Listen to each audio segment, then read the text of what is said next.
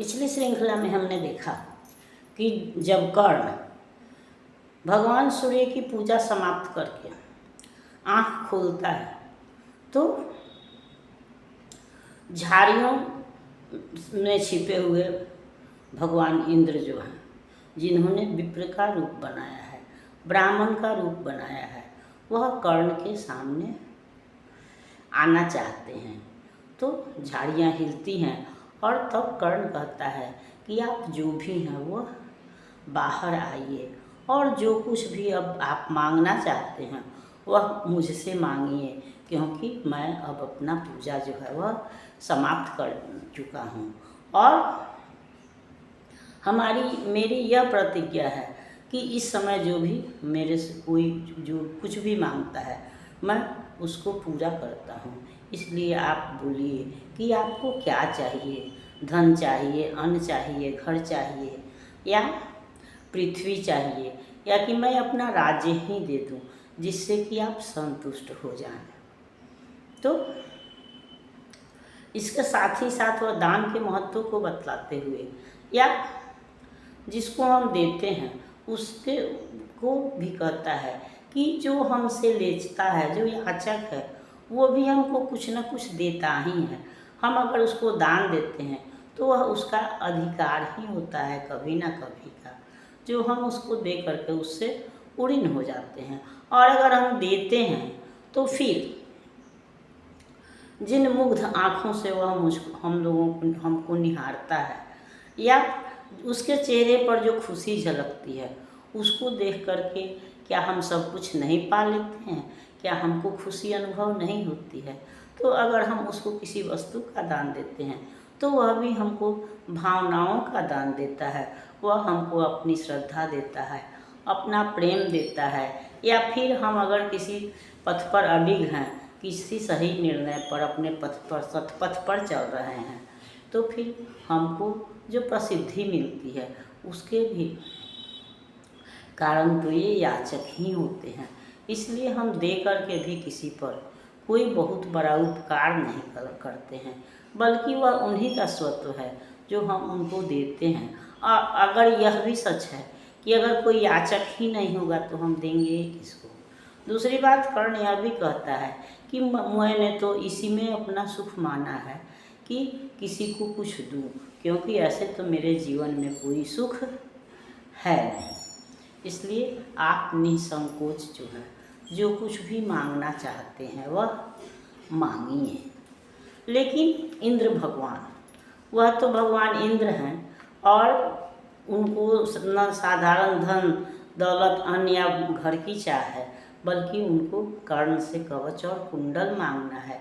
इसलिए उसकी भूमिका भी वह लंबी रखते हैं या उससे वह दृढ़ प्रतिज्ञा करा लेते हैं, या कुछ उनके अंदर संकोच भी होता है। और इसलिए वह कहते हैं कि यह तो मैं भी जानता हूँ या सारी दुनिया जानती है कि कर्ण का नाम जो है वह कार्य का वाचक है। यानी कि कर्ण कह देने का मतलब हो गया कि काम हो गया। कर्ण का नाम क्रियावाचक है। कर्ण के दरवाजे से कोई निराश नहीं लौटता, लेकिन फिर भी अपना अपना भाग्य होता है, क्योंकि यह संसार यही है। संसार में जो पृथ्वी, हवा, पानी, जल, ईश्वर प्रदत्त जो सारी सुविधाएं हैं वह सबको समान रूप से प्राप्त हैं। लेकिन सफलता और असफलता जो है, सुविधा असुविधा जो है, वहाँ हम अपनी योग्यता के अनुसार, अपनी क्षमता के अनुसार प्राप्त करते हैं। और इसीलिए हम एक जगह पर रह करके भी हमको सब तरह के लोग दिखाई पड़ते हैं। कोई उन्नति के शिखर पर है तो कोई अवनति के गर्त में है, कोई बहुत अच्छा है और कोई बहुत बुरा है। तो यह हमारी अपनी क्षमताएं हैं। तो इंद्र जो है उसी का उल्लेख करते हुए कहते हैं कि यह तो सच है कि आप बहुत बड़े दानी हैं, लेकिन यह भी बात है कि अपना भाग्य है, अपनी अपनी योग्यता है कि हम किससे कितना पा सकते हैं, मिली हुई सुविधाओं का कितना उपयोग कर सकते हैं। क्योंकि अगर हमारा पात्र ही छोटा है तो फिर हम जल कुएं से लें या सागर से लें, जल तो हमारा पात्र है उतना ही आएगा। तो इसलिए हमारी पात्रता पर निर्भर करती है, उसमें देने वाले का कोई दोष नहीं है।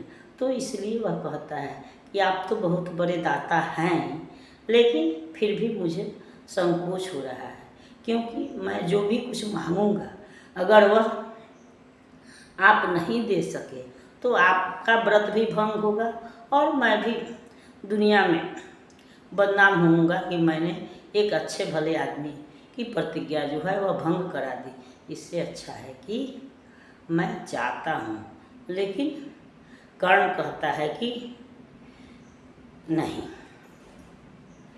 गिरा गहन सुन चकित और मन ही मन कुछ भरमाया, लता ओट से एक विप्र सामने कर्ण के आया। कहा कि जय हो हमने भी है सुनी सुकृति कहानी, नहीं आज कोई त्रिलोक में कहीं आप सादानी। नहीं फिराते एक बार भी कुछ मुख से कहते हैं, प्रण पालन के लिए आप बहुभांति कष्ट सहते हैं। आश्वासन से ही अभीत हो सुख विपन्न पाता है, कर्ण का वचन सर्वत्र कार्यवाचक माना जाता है।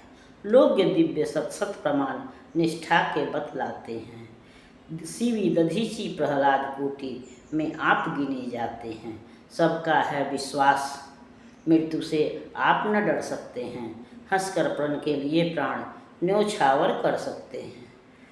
कि ऐसा है तो मनुज लोग निश्चय आदर पाएगा, स्वर्ग किसी दिन भीख मांगने मिट्टी पर आएगा।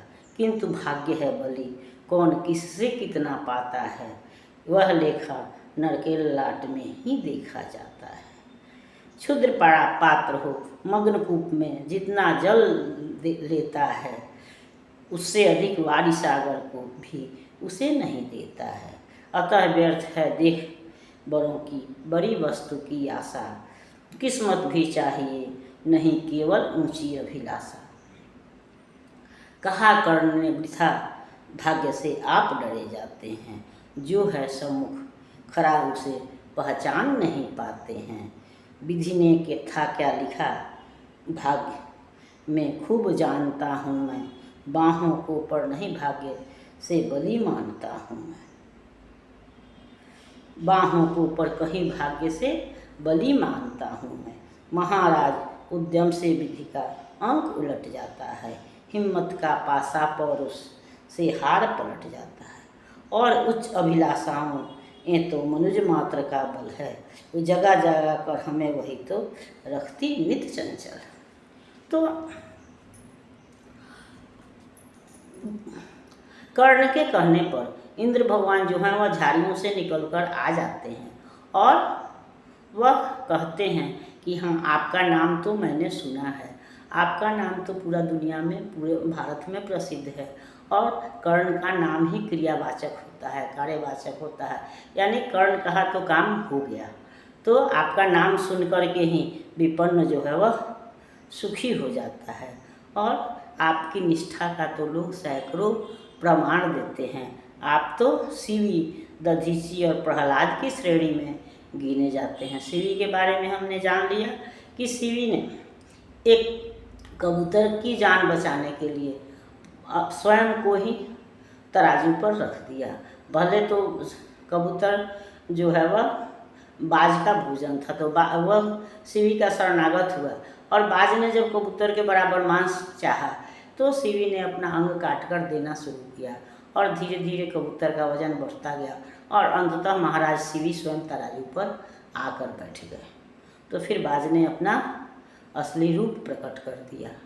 इसी तरह दधीची ने भी, दधीची को यह बताया गया कि उनकी हड्डियों से जो वज्र बनेगा उसी से वृत्रासुर का, जो उस समय के राक्षसों का नेता था या राजा था, उसका नाश होगा।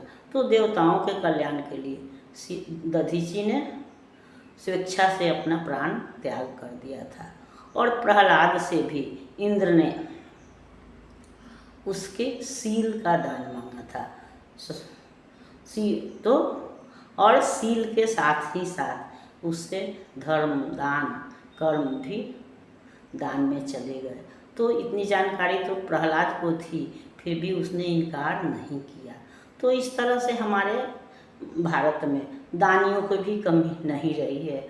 महाराज बलि भी उसी श्रृंखला में आते हैं जिसने विष्णु भगवान के आगे स्वयं को ही रख दिया था वामन अवतार में।